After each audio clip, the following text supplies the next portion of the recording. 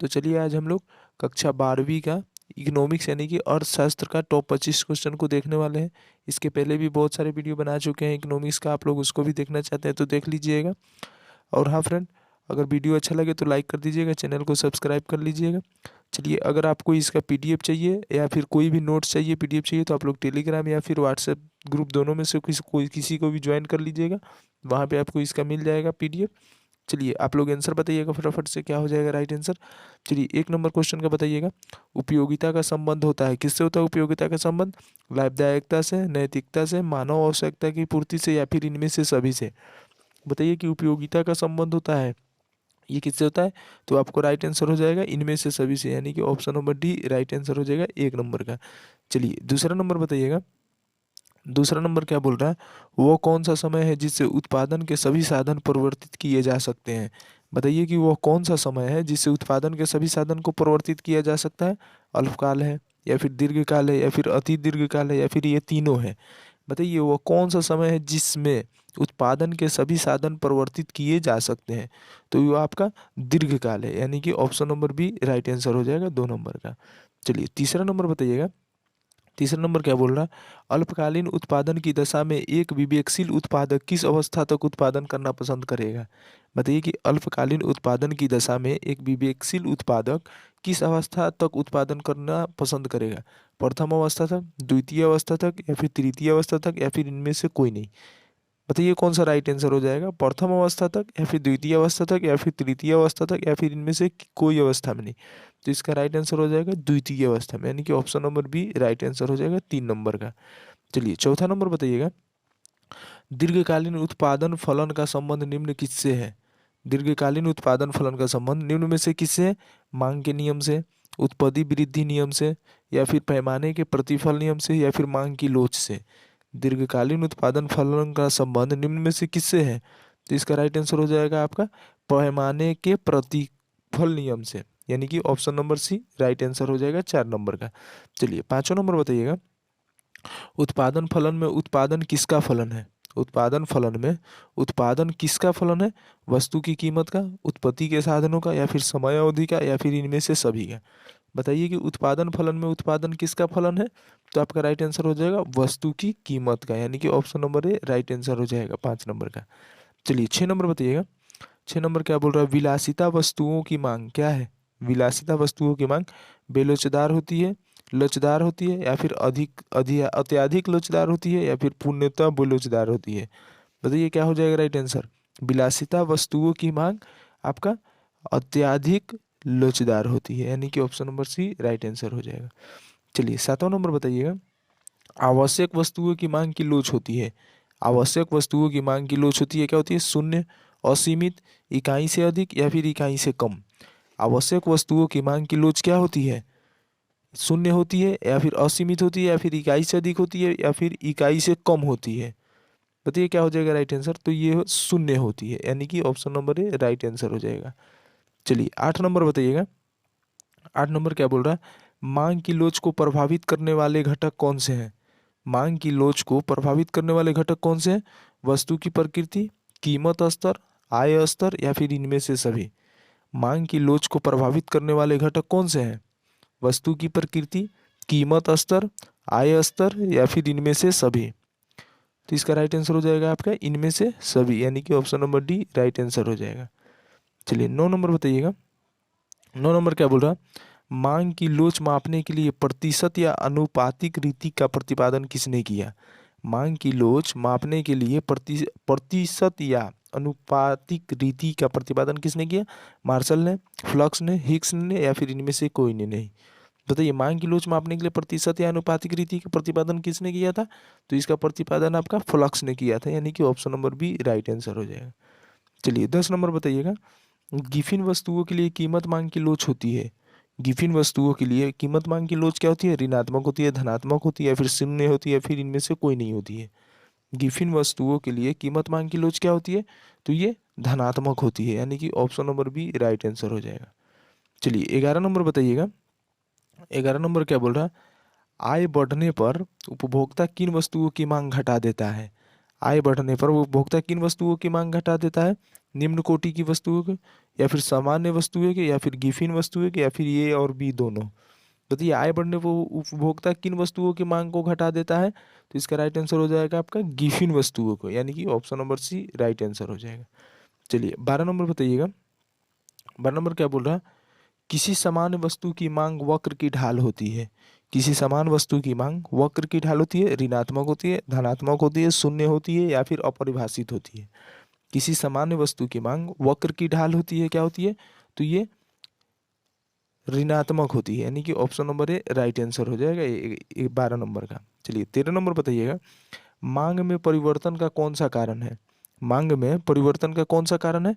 उपभोक्ता की आय में परिवर्तन, संबंधित वस्तुओं की कीमतों में परिवर्तन, या फिर जनसंख्या वृद्धि, या फिर इनमें से सभी। मांग में परिवर्तन का कौन सा कारण है? बताइए कौन सा राइट आंसर हो जाएगा? उपभोक्ता की आय में परिवर्तन, संबंधित वस्तुओं की कीमत में परिवर्तन, या फिर जनसंख्या वृद्धि, या फिर इनमें से सभी। तो इसका राइट आंसर हो जाएगा आपका इनमें से सभी, यानी कि 13 नंबर का डी आंसर हो जाएगा। चलिए 14 नंबर बताइएगा।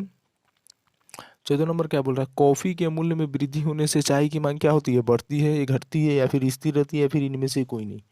बताइए कि कॉफी के मूल्य में वृद्धि होने से चाय की मांग में क्या होती है? बढ़ जाती है, या फिर चाय की मांग घटती है, या फिर स्थिर रहती है, फिर इनमें से कोई नहीं। तो इसका राइट आंसर हो जाएगा आपका बढ़ जाती है, यानी कि option number A right answer हो जाएगा। कॉफी के मूल्य में वृद्धि होगी तो चाय चाय बढ़ेगी तभी तो। चलिए 15 नंबर बताइएगा। ऐसी वस्तु है जिनका एक दूसरे के बदले में प्रयोग किया जाता है, वो क्या कहलाती? कौन सी मतलब वो ऐसी वस्तु है जो जिनका एक दूसरे के बदले में प्रयोग किया जाता है, उसको क्या कहते हैं? पूरक वस्तुएं कहते हैं, स्थानापन्न वस्तुएं कहते हैं, आरामदायक वस्तुएं कहते हैं, या फिर इनमें से कोई नहीं वस्तुएं कहते हैं। बताइए कौन ऐसी वस्तुएं जिनके एक दूसरे के बदले में प्रयोग किया जाता है, उसको हम लोग क्या कहते हैं? तो उसको स्थानापन्न वस्तुएं कहते हैं, यानी कि option number B right answer हो जाएगा। चलिए 16 नंबर बताइएगा।